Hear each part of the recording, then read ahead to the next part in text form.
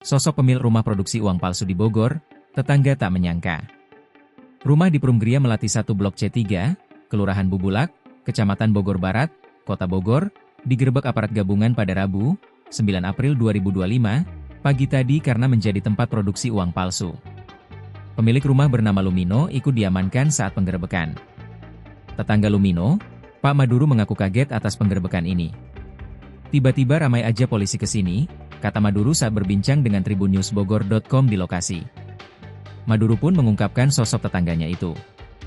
Selama ini, Lumino sendiri dikenal sebagai sosok yang sering bersosialisasi dengan tetangga dan warga sekitar. Namun, di rumah ini, ia tinggal tidak bersama istri dan anaknya. Lumino sendiri di perumahan sudah terbilang warga lama. Diketahui sebelumnya, rumah di Perumgeria Melati 1 Blok C3, Kecamatan Bogor Barat, Kota Bogor, digerebek aparat gabungan pada Rabu, 9 April 2025, pagi tadi. Rumah ini digerebek karena menjadi tempat produksi uang palsu.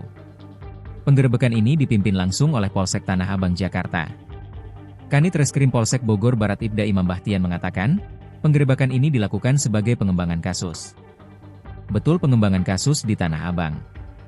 Jadi kami, Polsek Bogor Barat, hanya ikut mendampingi saja, kata Ibda Imam dihubungi tribunnews.bogor.com. Download Tribun X sekarang, menghadirkan lokal menjadi Indonesia.